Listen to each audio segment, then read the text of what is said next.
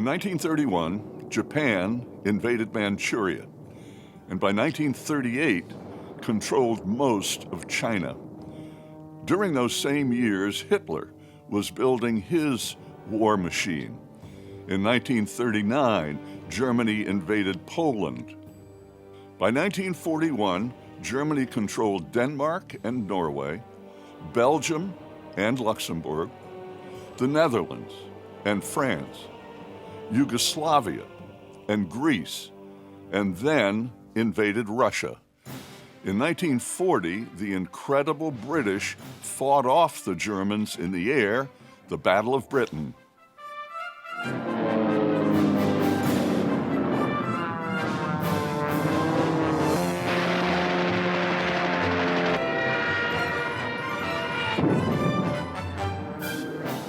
For many Americans then, the mood was to stay neutral, stay out of foreign wars. Of course, that was not to be.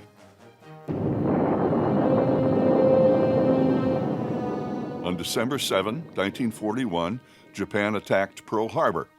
The next day, the United States declared war on Japan, and 3 days later, on Germany and Italy. Over the next 4 years, our country was transformed militarily, economically, and in the most human terms describable. It was the most widespread war in history. It's estimated that at least 75 million people died. By 1944, more than 2.5 million men and women were serving in the Army Air Corps. Over the course of the war, some 40,000 American airmen died. 18,000 went missing. 41,000 were captured. These numbers seem incomprehensible today.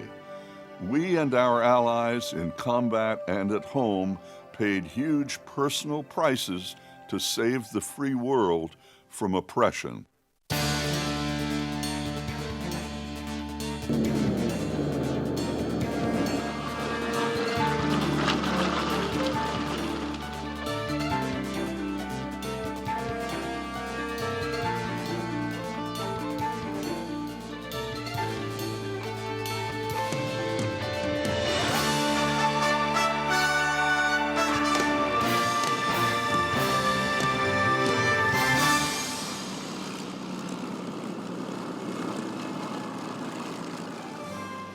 Our veteran guest aviator this afternoon is a retired Air Force colonel. He flew Mustangs with the 357th Fighter Group out of Leiston, England, nicknamed the Oxford Boys. He was a major at age 22, flying 2 tours, logging 116 missions over Europe. He was a triple ace with 16 1/4 air victories and is currently the ranking American living ace of World War II. After the war, he continued his career as a test pilot. His last assignment was commanding a tactical fighter wing in Vietnam.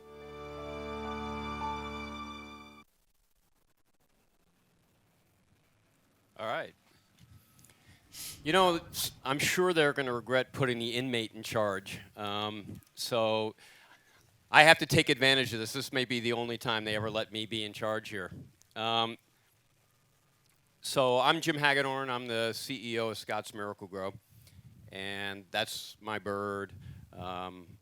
Started flying as a kid, went in the Air Force, flew F-16s 7 years, and then been lucky enough to meet a bunch of these people here. So I thought the way I would set up today is a little different than it's probably been. Of course, the star is that old guy right there who is, you know, truly a legend. And like, no joke, a fighter pilot legend. So the people who are here with me, Bud Anderson, and all you can say about Bud is a true fighter pilot. And if anybody's a fighter pilot here, you'll know what I'm talking about. He's done it for real. Jack Roush, who has added so much to this ability. when I bought my airplane from him, he interviewed me like I was a scrub. And part of it is making sure that if you're going to buy this, you know what it is, that it's a piece of history of the United States. It's important, and that you respect it and share it. And that's part of why we're here. Ray Fowler is he's a Viper driver, so another F-16 guy. He's currently flying. He's a Delta guy. So he earns, I guess, money that way.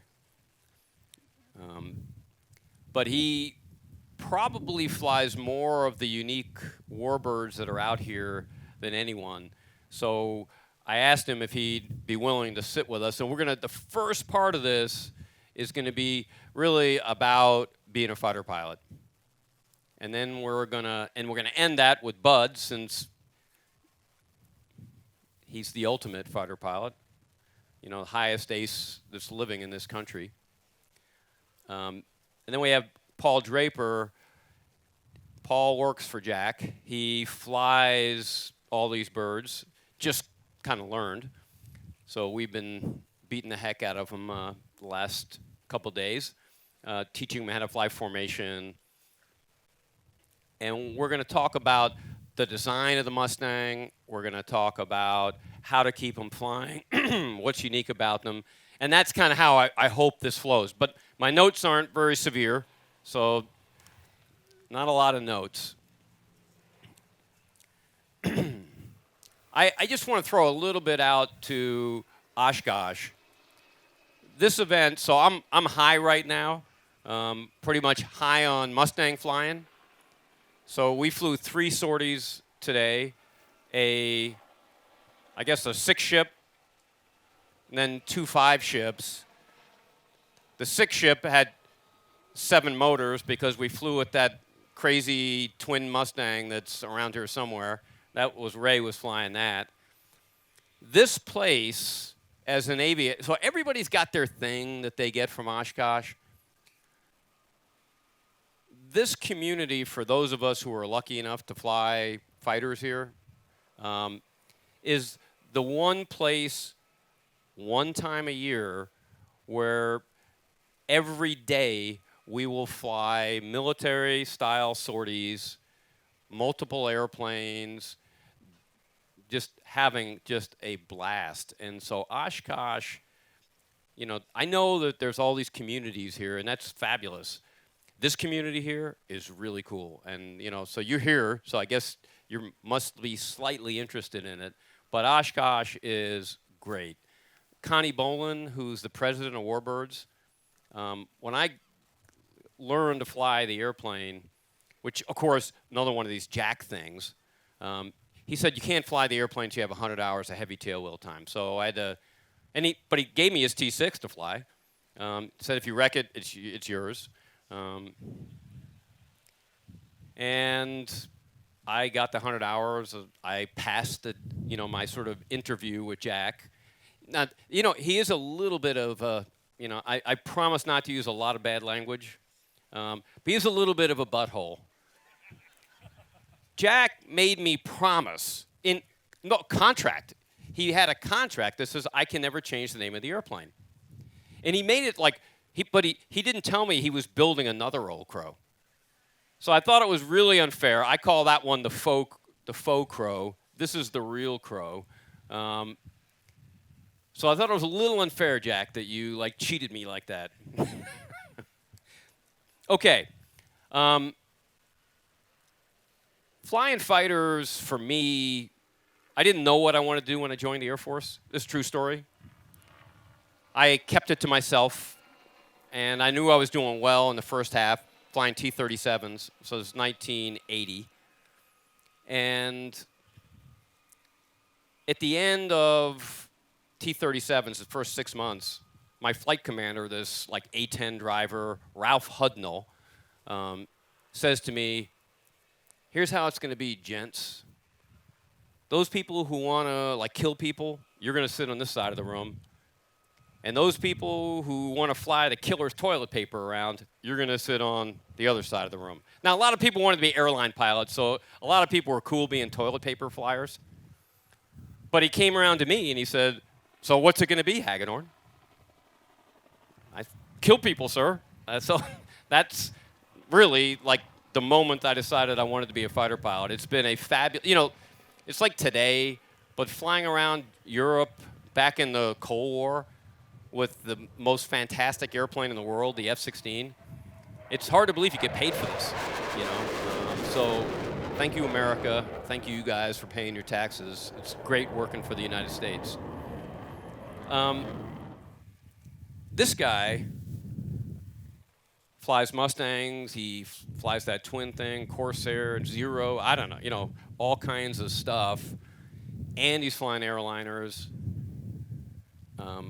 And he flies the F-16 for the Alabama Guard. So maybe a little bit about your view of being a fighter pilot and the P-51, the F-16. Absolutely. 1, 2. This is on. Okay. Thank you, Jim. Obviously, it's a huge thrill just to sit up here on this panel. These people that are very much more accomplished than I'll ever be. But I love being involved with this. I obviously enjoy Oshkosh very much. But same with Jim. Part of being a fighter pilot, I actually got involved with the Warbirds of America way before I was even in the Air Force. So I was lucky enough to come to Oshkosh in a T-34 of all things, when I was young and didn't really know what I was going to do. But I got to ride to Oshkosh in a T-34, and I said, and I got to see people like Bud and other heroes, and I said I want to be that guy. So I went down to sign on the dotted line for the Air Force, and that's what took me on the path. At the time, the Air Force was actually banking fighters, and they were saying, yes, we'll get you into a flight school, but it may be a year or more. And I didn't know anything about the Guard, and met someone that was in the Air National Guard, and it's really unique because most people don't think and don't know what the Guard is. They hear it's you're a weekend warrior, where the Air National Guard really flies pretty much full time. And I'd say only 40% of the people are kind of your weekend warriors, which would be people that come out and they keep their qualifications, not flying the airplanes, but doing other jobs, enlisted jobs, crew chiefs, fueling. And really, they're there to answer the call, and they go to their real jobs. And obviously, when we get the call that we're going overseas to go fight the war, that is their full-time job.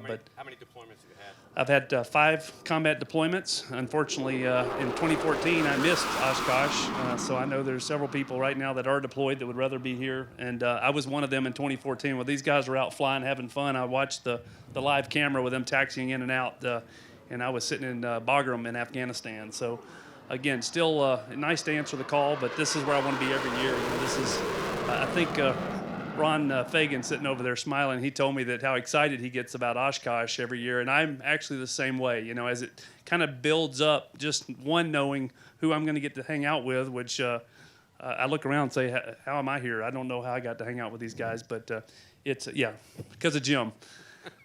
I do give him credit, but it is an amazing thing. Back to the Guard.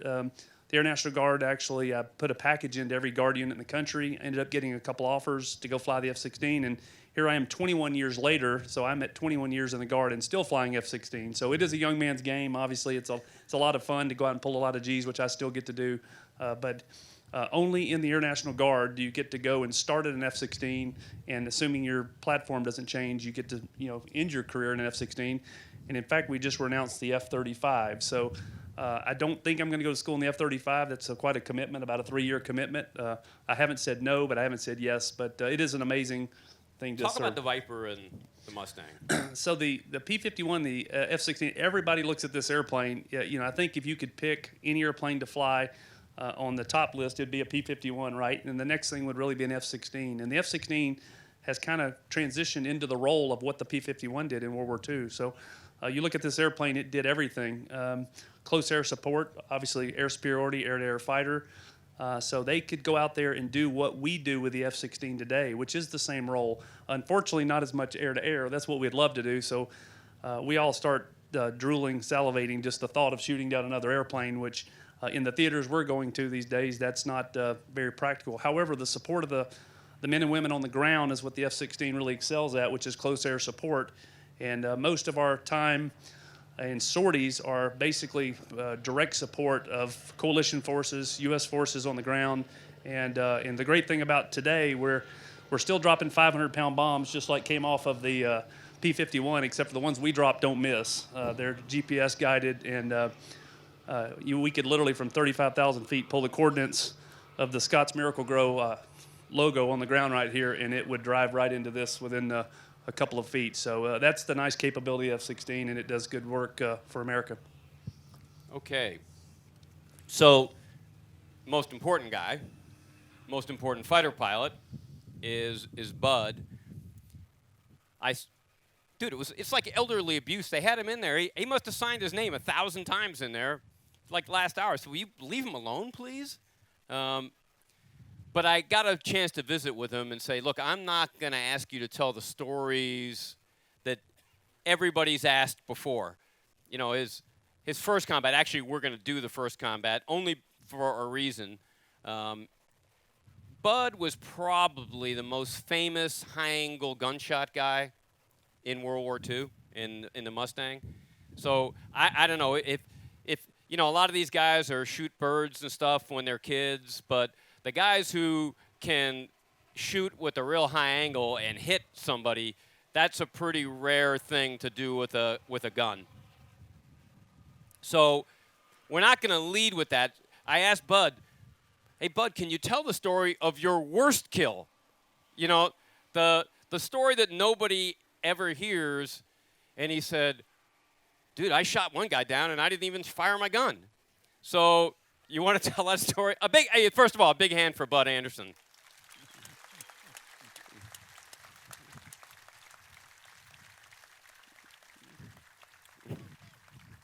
I don't know. That story's too embarrassing. No, come on. Well, let me see. One time, I had a flight of 4, and I was coming home, and we were pretty sour. Well, we were about the middle of France. Come out around Abbeville, where the Abbeville kids were in Yellow Noses were there, and they were supposed to be a bunch of bad guys. When I'm going home, I had the guys kind of in spread formation going along. We had plenty of fuel. We had dropped our tanks, and I burned out the rear tank, and so the airplane was ready to go. So we're cruising along, not too, I think, I don't even remember, but say 20,000 feet, or 15 to 20. And I was looking around, and all of a sudden I see high above us 4 ME-109s. They were in kind of in a spread formation. Excuse me, Jack. The abuse you take, dude. These damn things, you grab a hold of them and they...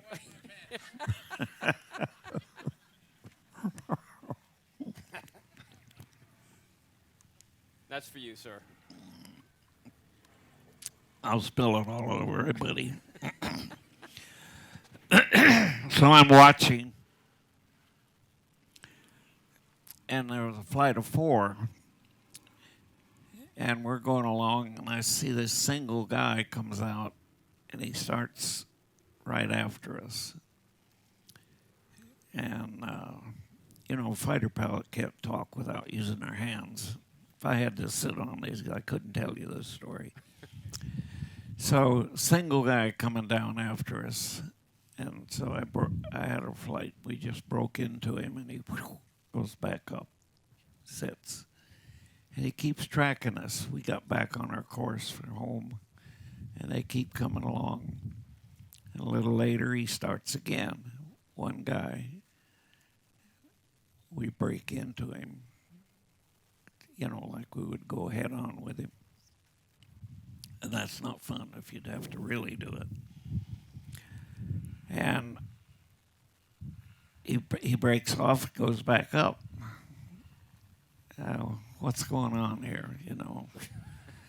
So we keep heading home, and all of a sudden, out of nowhere comes a single P-47, and he attacks us. He thinks we're ME-109s.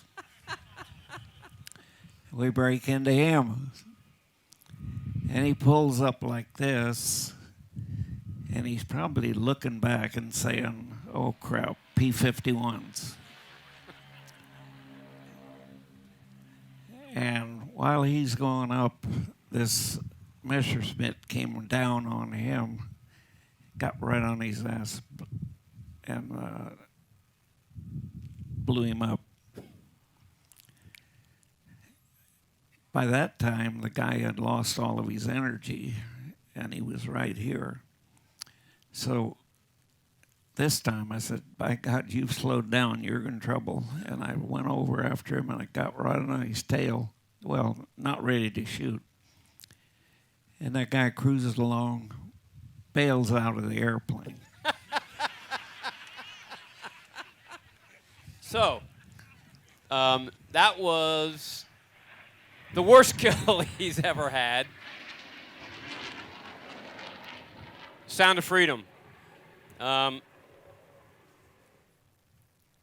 you know, the Eric Hartman always had this view: is he never shot anybody who saw him. He only shot people who just drifted in front of him, or never saw him. Did you ever shoot anybody that didn't see you? What's that? Did you ever shoot anybody who never saw you? Yeah, probably. Another worst one was later, after the invasion, when we defeated the Luftwaffe in the spring of 1944. And we killed most of their really good, experienced pilots. You know, the core of the Luftwaffe was killed, and that's really how we defeated the Luftwaffe. General Doolittle turned us loose, took all the restrictions off. You know, staying with the bombers, 18,000-foot rule. That's out. Pursue and destroy. So after D-Day, I think we noticed, when I look back, that the pilot skills was much lower than before. And I could remember being attacked by a single Focke-Wulf. We broke into him. That seemed to scare him right there. So he ran, he got into the clouds, and it was just a thin deck. And sitting above it, I could see him. And I think he's in there trying to fly instruments and trying to hide. And then here's a big opening up ahead. And so I follow him, and I could see him, a glimpse of him in the cloud, thin clouds. And he breaks out into this big open space. And I just slip around on his rear and like that. And I really felt sorry for him for a millisecond or so. But I pulled up alongside of him, and the airplane was smoking badly. And he popped the canopy, and a huge batch of flame just came right up through the cockpit. It was kind of a horrible sight, but that's another worst one. Worst kill. See, I bet you guys never heard these stories. Anybody heard this story before? There you go. You haven't read my book, I guess. Buy his book. He's signed enough stuff in there, so he paid for it. high-angle snapshots. Like, so, when you think about shooting somebody with a gun in an airplane, once that bullet comes out of the cannon, the guy's got to fly through it.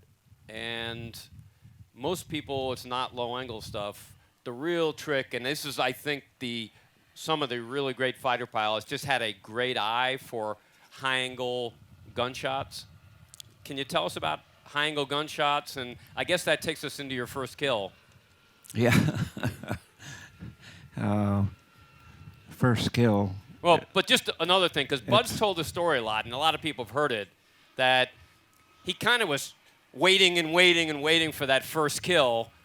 And so this is a story about, like, the wait is over, and it's a high-angle gunshot. Yeah, we were, I was leading a flight of 4 on the way home. And another flight joined us, same group, but just different squadron. So we had eight or nine, I can't remember, P-51s, and we're going home. I'm leading. And I look up ahead, and I see this B-17 down below us. One engine feathered, one of them smoking, and he's chugging along all by himself out there. Wait, we're back in Germany. So I said, well, let's go take this guy out to the coast. So we head on over there. And out of nowhere comes 3 ME-109s. Their belly is up to us. We're coming this way. The target, the B-17's down here. They're coming down, going after him. Obviously, they didn't see the 2 flights of Mustangs, or they wouldn't have come. So I said, all right, guys, one of those is mine. So we cut them off at the pass and started getting into a circling dogfight.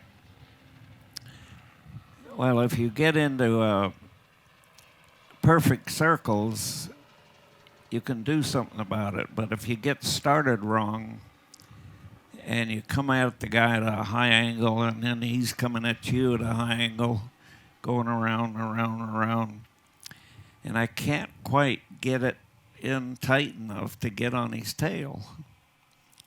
And he comes shooting by me, at 90 degrees off, and same way with me. So I knew how to shoot. I shot quail as a kid. I went through 1, 2, 3 gunnery schools, the last one being the Royal Air Force Gunnery School. And I'd done a lot of practice shooting because I was a flight leader. And so I said, God darn, why can't I get on his tail, And I learned later that a ME-109 in the hands of a good pilot down low could give a Mustang a hard time. So the next time we come around like that, I says, you know what I'm going to do? When he's here, I'm going to pull through him and fire and see if I can't hit him. Now, when I do that, I'm bellied up. I can't see him. And I have to have it very accurate. So I pulled through him, steady, pulled out here what I thought was a good lead. I can't see him. Fired a burst, and then he comes through. I see him, and he's smoking coolant. A hot dog. I got him with a lucky shot. Wow. I overdid my expectations, actually. And then I'm kind of cheering there in the cockpit. And then I'm aware of there's somebody just pulled up on my wing. And I looked over here, and it was Johnny England from the 62nd Squadron. And he had his mask off. He was grinning like a monkey. And he made some kind of gesture, sort of like this. And then he pulled away and got in his flight, and we went on home. Took the B-17 out, and then went home. When I got home, in our intelligence debrief, I asked my wingman and all that. I said, "Did you see me shoot that guy down?" He said, "No, I was out of position, and they had two others that we were trying to knock out too, and I didn't really see it." Oh Christ! And all the way home, I convinced myself that I probably did not shoot that guy down, that Johnny England came in here and shot it down behind me and pulled up on my wing. I don't think that was very sportsmanlike, but I guess the war was on. And anything goes. I knew it was a lucky shot, so I didn't make a claim. I filled it out, but I told him to hold it. I have to talk to somebody. So now I'm going over to the officers' club, and I'm going to look up John England and get his statement. Now, how am I going to do this, Am I going to say, "Hey, you jerk, did you shoot that thing down out from under me?" And I didn't know I don't know how to bring it up. So I go in the club.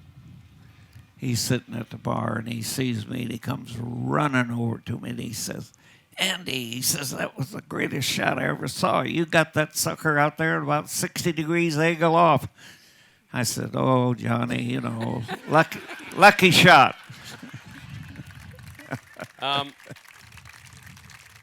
Just a sort of tactical question, and how you guys, the strategy.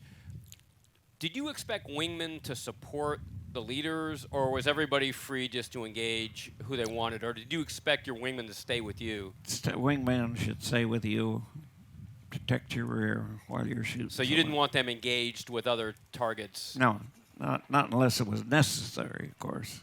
But So today, we were out flying, Ray's leading, and we're out on the west side of the lake over here, or east side of the lake, and he says, "Look, there's a seaplane down there. We've got to go shoot." So all of us roll in sequence on the seat, which turns out to be Mark Baker, the head of AOPA. I did see the whites of his eyes. And we took that low, slow dude and just shot the heck out of him. How does someone get a quarter kill? That's a mystery, isn't it? Well, a quarter kill, you share it with 3 other people, of course. You fly on a flight of 4, so I shared it with my complete flight. It's a little bit of a long story. It tells you something about the Mustang, too. If you're going on a really, really long-range flight, and I personally wanted every drop of gas we had, we'd put 208-gallon drop tanks on. But each wing carried 92 gallons. And then you had an 85-gallon tank behind you, right behind you. And what that 85-gallon tank did was made the airplane actually unstable, a full tank. A half a tank, the thing flew like a dream. So we were going to go back into Posen, Poland, I think the target was on this particular mission. And I'm leading a flight of 4, and we got this stream of bombers just as far as I could see, pulling contrails, very obvious. And we heard on the radio that there was some action up at the front of the column. So we head up that way. And sure enough, here's the bombers. They're coming in this long stream. And 4 ME-109s flying line abreast, beautiful formation, are making a head-on attack. They go through them, shot down 2 of them, and then they, in formation, rolled over, dived down, and then went to the front like they're going to go up and come around again. And we're back here chugging along trying to get up there, so we drop our tanks. I still have a full fuselage tank.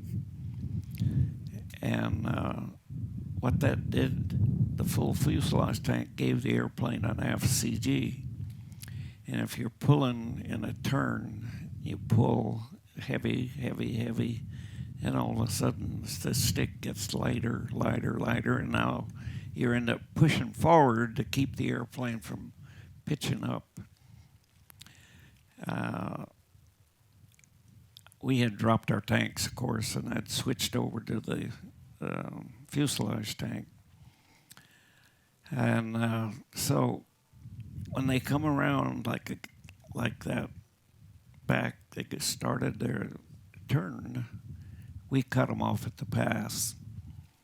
And I singled out one, and I got into a turning dogfight with him. You know, one right across, you're just looking right across at him, eyeball to eyeball, going around, around, around like this.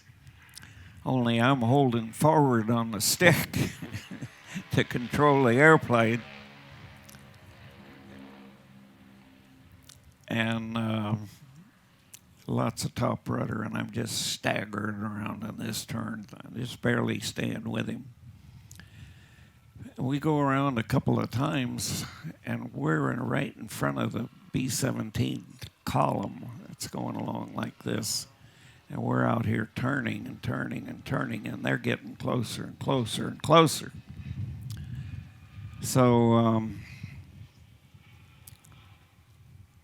we're both trying to get on each other's tail, and I'm hoping we don't drift with the B-17s, don't go right through us, but we're right in their line. And I'm hoping the German pilot thinks the same thing. And I'm hoping that he breaks down first. Whoever does that is going to be at a little bit of disadvantage. So we come around on another turn like that, and pretty soon I can see the detail of the airplanes, the windshield and things like that, of the lead airplane. Oh my God. The B-17s, if you pointed your nose at them, they shot at you. We accepted that. We knew that was the way it was. And so all of a sudden, the ME-109 sticks his nose down, and that gets me right on his tail. He's way ahead of me. He's going down like crazy. And this is a bright summer day, green, just green all over, about noon. And I can follow him, get down there, and he stretches out. And he comes around in a turn like he's going to come back and go head on with me. So I'm sitting there thinking, oh, what am I going to do? Get in a turning dogfight down here? Or no, if I don't do something, he's going to get a shot at me coming head on. So I got a quick sight picture, head on, fired a long burst, and went by him. And my wingman came along here, and he says, you can't believe how you hit that guy. You hit him all over the front of the airplane. The cowling came off, the propeller broke, and the guy pulled up like this and just rolled over and bailed out, fell out of the airplane. So during this dogfight, out of the corner of my eye, I saw a shadow. Like, here's a shadow, and there's an airplane down here somewhere making that shadow. And I noticed the direction it was going. Had to be an airplane. But it's just a shadow I couldn't see. And he had to be low, and I looked and looked. But I was busy with an MA-109, so I got the flight together and asked him if we polished off, I think 2 out of the 4. And I asked my flight, did you see anything else down here flying? No. Okay, get up here. And we're down low now.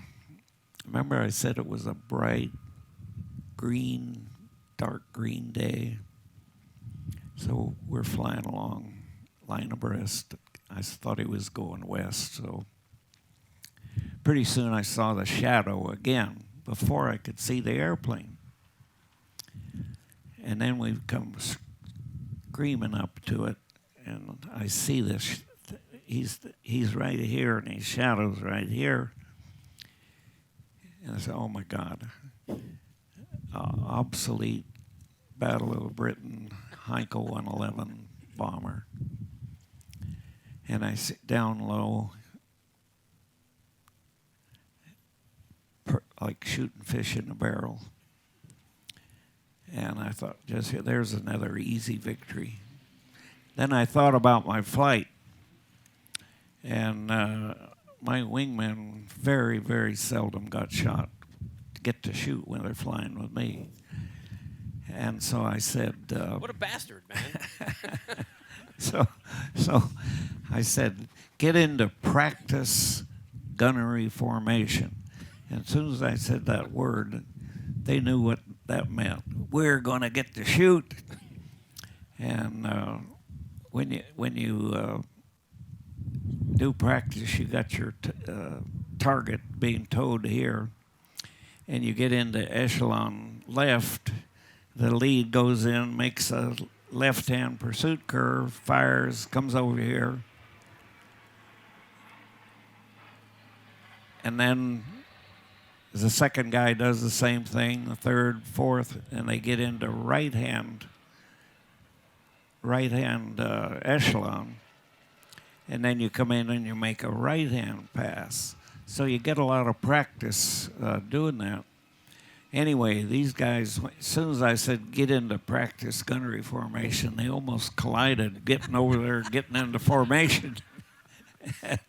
and so I go in, he's down low, I fire, I get one engine smoking, pulled up, noticed that he had a gunner in the back. Second man came in, I think he silenced the gunner, and got strikes on the other side of the wing. I'm the leader, so I'm scoring them. And number 3 comes in, and he really did a number on the other engine. And he comes up, I score him, he's got hits. Number 4 was a new guy.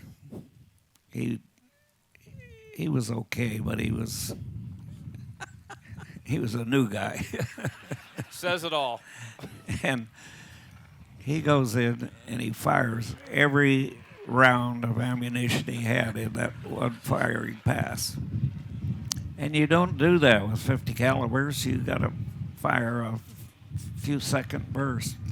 If you make a long burst like that, you burn out the barrel, and pretty soon you can see if you have a tracer, you can see the thing comes out. It comes out like this. You're not going to hit a thing.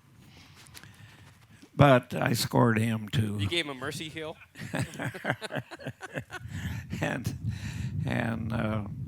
now the guy is in real deep trouble, and perfectly timed comes a big meadow up ahead of him. And he bellies it in. He couldn't bail out. And he's skidding along the thing and then hit something really bad on the left side, and it tore wing off outside the engine. And then the fuselage just kind of spun around like that. So we had two big fires going on the ground. And believe it or not, 2 guys got out of that airplane. And one of them was just standing there kind of looking at it. He didn't gesture your way? Going around like angry bees up there, you know. And the other guy takes off. And there is absolutely no place to hide. But he runs. He's running and running and running. I said, oh, God, I'm going to give this guy a thrill. So I came down like I was going to strafe him and went right over the top of him and pulled up, did a roll, and that took the flight home. And that's how you get a quarter of a kill. All right.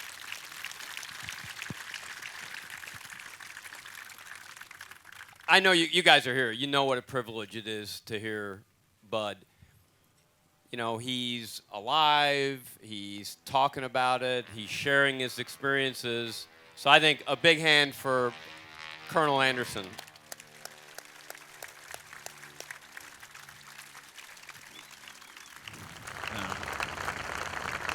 Now, please sit down. All right.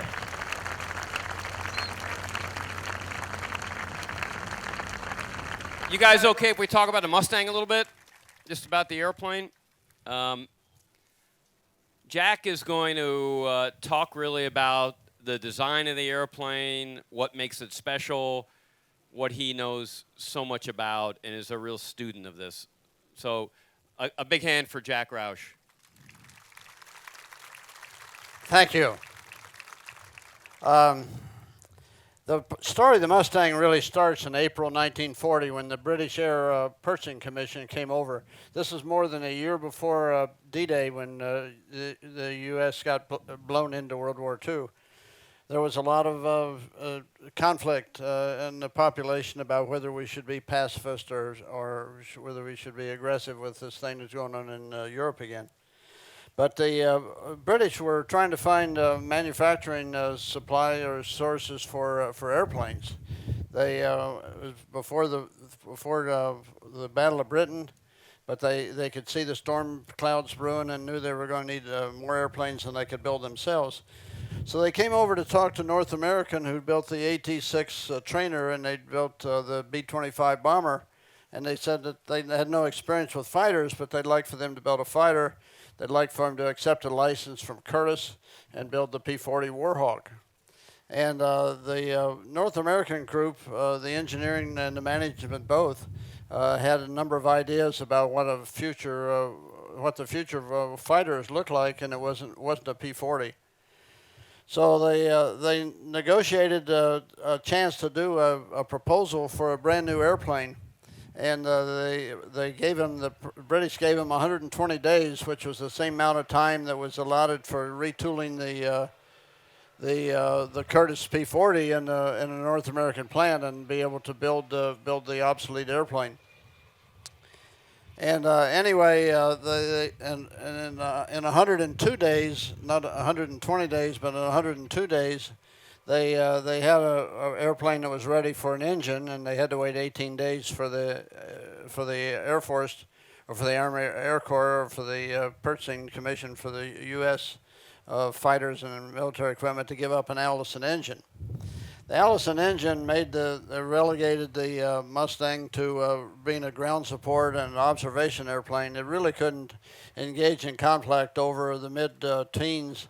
It had a single-stage, single-speed supercharger that ran out of air when the fight was above 20,000 feet. In fact, it was above 30,000 feet a lot of the time as the war later developed, because the German airplanes, both the 109 and the 190 that followed it, had adequate supercharging to go in the high 30s. But the Mustang, the so-called NA-73X proposal for the British couldn't do that.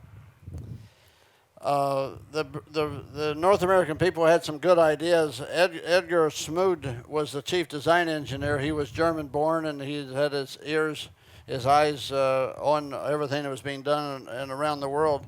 The laminar flow wing that the Mustang is known for was really explored earlier by the Japanese and the Russians. So they had the benefit of some information that had been published by the Japanese and the Russians.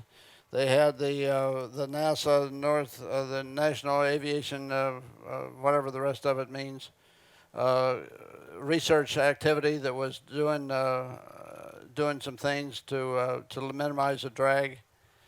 They also had decided to use a V12 water-cooled engine, which gave you a cross-sectional area about half the size of a big round Pratt & Whitney engine, and it took half the fuel to realize the same performance.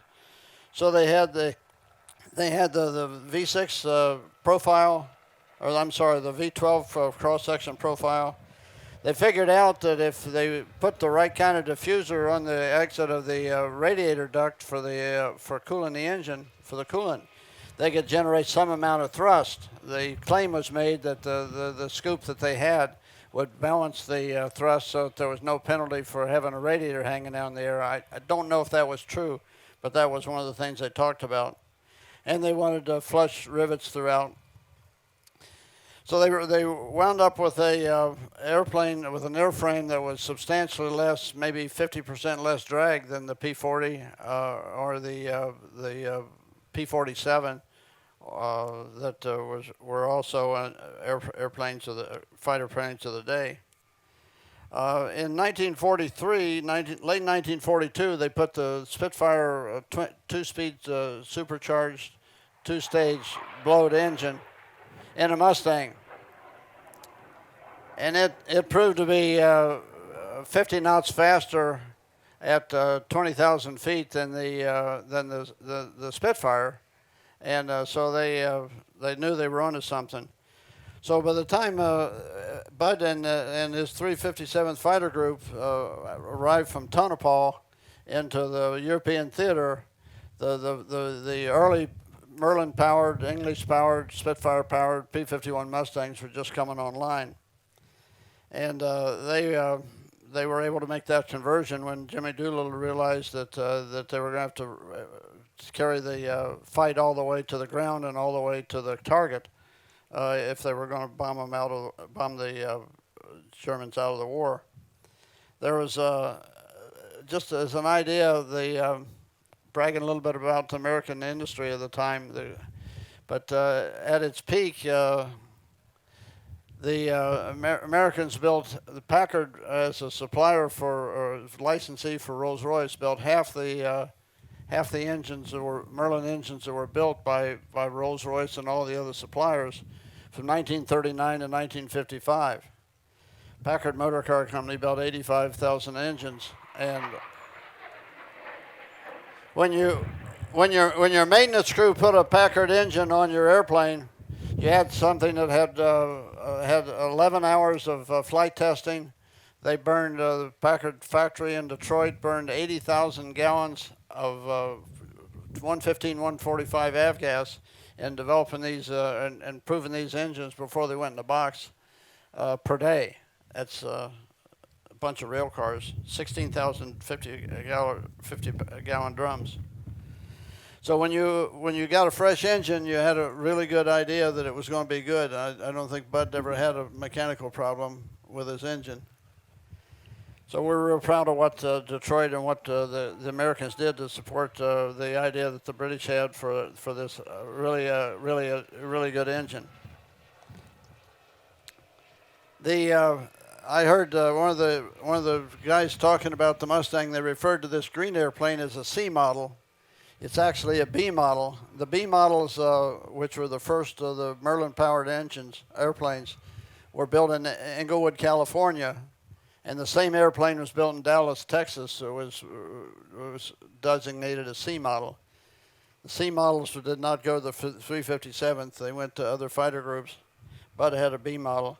There were 4,000 Bs and Cs built, and less than 4,000 Bs and Cs built, And the airplane that followed it, which is Jim Hagedorn's D model, that's to the left here, they built 8,000 of those. When Bud ran his first tour, he had to share his airplane. Whenever his airplane was out of maintenance, whenever it was ready to fly, it flew. There were more pilots than there were airplanes in 43, early 44, and early 44. And unfortunately, the green airplane that's represented here was the third airplane that Bud had in his first tour. He finished his tour with this airplane, but two of the airplanes that he flew before, they were Old Crows, but they were actually shot down with somebody else in the airplane, but with Bud not being able to take care of it. But the Jim Hagedorn D model, he flew it his entire tour. There were lots of airplanes. There were over 8,000 D models built between the time they came online and the end of the war. And Bud never got a bullet hole in his D model. He got that with one airplane.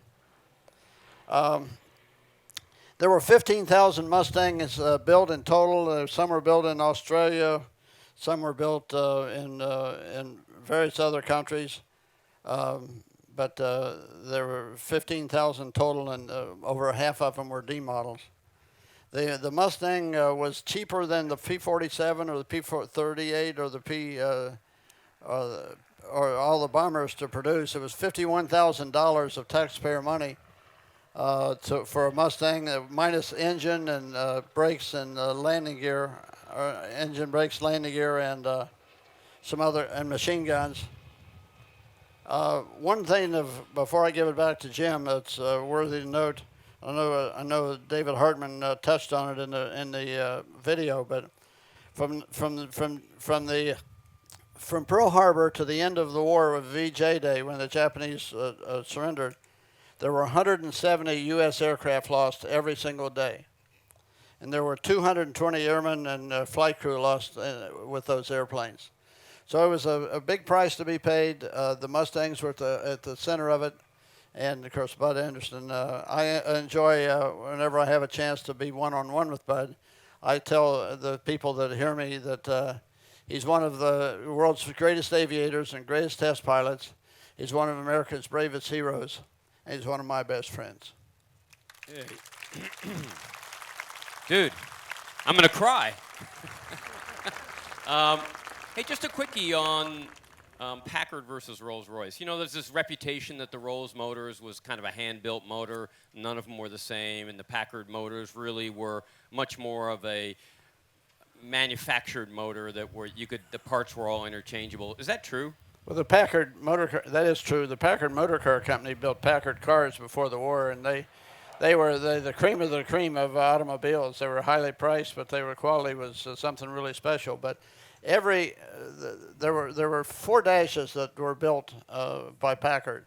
There was a Dash 1, a Dash 3, a Dash 9, and some experimental dashes that never really made it in volume.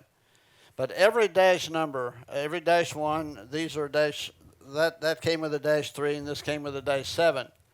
Every dash number, any part from any dash numbered engine would fit any other engine of the same dash number. And the British didn't do it that way. They built engines more like we got a repair station. We build engines today. You look at a part, and if the part's got service life in it, you grind it undersized or you bore a hole oversized, and you fit a mating part for it. And so the parts, the engines are like fingerprints. Every one of them's different with a number of standard and non-standard parts in it. But Packard didn't do that. They threw all their scrap away, and they made parts that were standard, and you had not only better reliability, but you had, in the field, you had better opportunity to service the engines. All right. I know it's hot out here. So it's hot here, too. We're just about done. But, again, I think it's a real privilege to sort of be here. You know, there's, I think, a saying for Warbirds America, like, keep them flying or something like that. And I think that's right, isn't it? That's right. We're keeping them flying. So Paul runs a part of Jack's business that is about keeping the Mustang flying and keeping the Merlin going. And he's also a newly qualified Mustang driver. Led his first 5-ship today. You want to talk about what do you do? Sure. We are one of the FAA repair station overhauling the Merlin engine and also supporting the Mustang community with reverse engineering and manufacturing new parts to keep these aircraft flying. The Mustang itself, the engine is very well supported. We have it basically is about 2,000 hours of manpower to disassemble, clean, inspect, repair all these parts of the engine. And just inside the Merlin itself, there's 14,000 line items. So there's 14,000 parts on that engine, which is a huge amount of pieces for any kind of engine to have, but it all works in harmony, and it's actually a really great design of an aircraft engine. The maintenance of these airplanes, it's actually, you can tell they designed this as a fighter. It was designed to be, a machine to go out there and fight wars, and they didn't really think about maintenance that much as far as they maintain the airplane for years and years and years. As we're in 75 plus years of flying these things, that they were kind of disposable. They were meant to go out and fly and fight, and sometimes you get into the maintenance part, you go, how the heck did they get that part in there, and how the heck am I going to get it out? So there's a lot of that you see in the airplane, but the aircraft was meant, everything was put in there in such a way to keep the aircraft light, to keep it fast, to keep it maneuverable. And the maintainability was maybe a little bit less than desirable, but Just a quickie. I don't know if this works. I've tried to blow a Merlin engine up, melted a piston. Right now we only have 100 octane fuel, and these things were designed for 110 or 115. So you're not supposed to overpower, and I was in a dogfight with another guy, and we all agreed we keep the power down. And I decided I needed more power. And after that, my engine was just running a little rough. And none of us could figure out why. We started replacing magnetos, and I don't know, we just couldn't quite figure it out until the end of the summer. This was at the beginning of the year that I probably overboosted it. And the cylinders up in the front, I guess it's 1 and 6, run a little leaner, I think, typically. And these guys make shorter, I think, connecting rods to get a little less compression on those forward pistons. But I melted one. I mean, I think I went through 3 or 4 rings. The only ring that was left was the oil control ring. But it ran great, except a little bit of vibration all summer. And when we sent it to Roush at the end of the summer to get it looked at, they pulled the oil filter off, opened it up, and said, there's something is making metal. It was just like silver talcum powder in there. So here's the question. These things seem to, even when they're damaged, run pretty darn well. Is that true or not? that is what we've seen. Yeah, the engine is an amazing piece of equipment that even when it's not in good condition, it still runs very well. And it's still a very reliable engine. And some of the stuff that we've disassembled for overhaul flew in.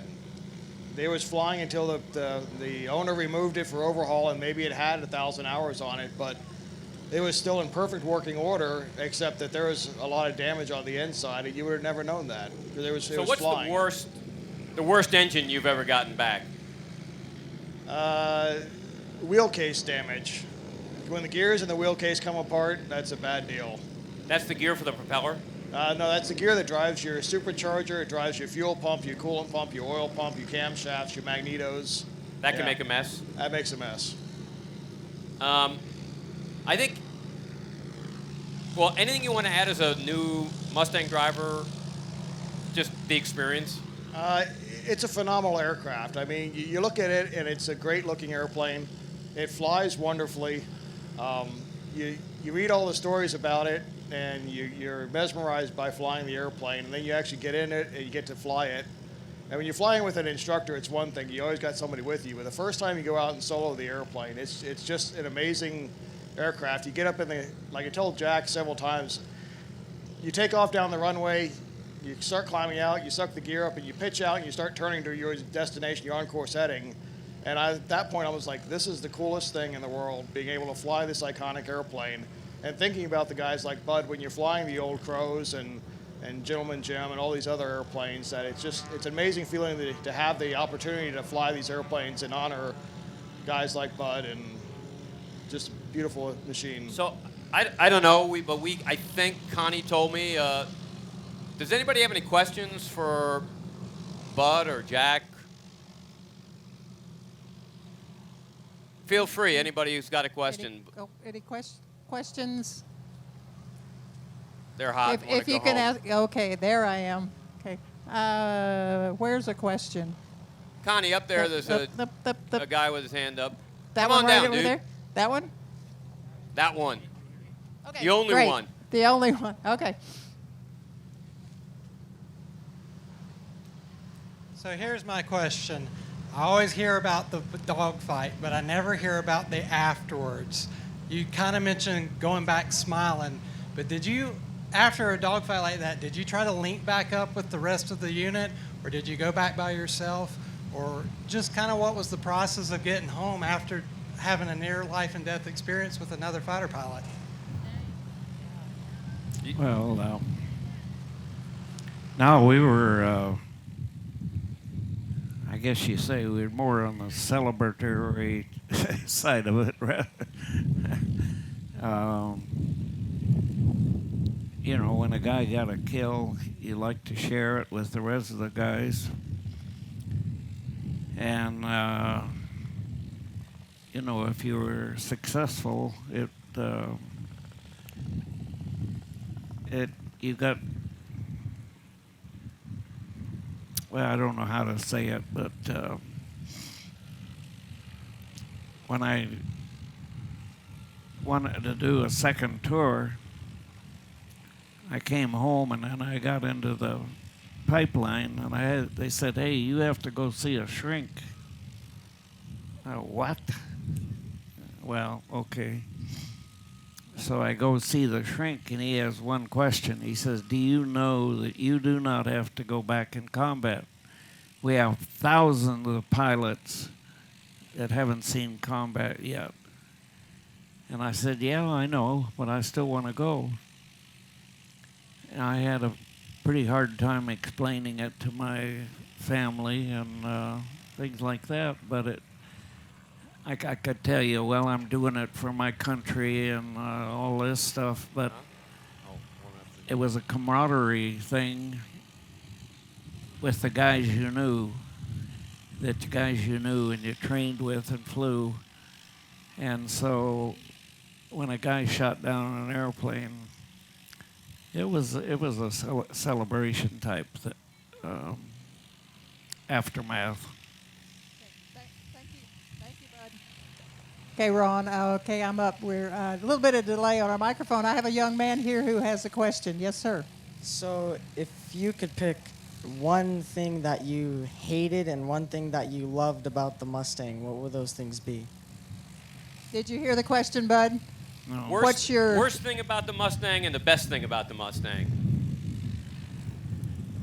Well, it got me back after 480 hours of combat flying. I got home every time, back to England at least. I felt confident in the airplane. You know, when you first start flying, there's fear of the unknown. And then after you get a few combat missions, it's not so bad. And then if you're really successful, and then it seems a little easier. The thing I liked about the Mustang was I felt like me and that Mustang could take on anything Germany had.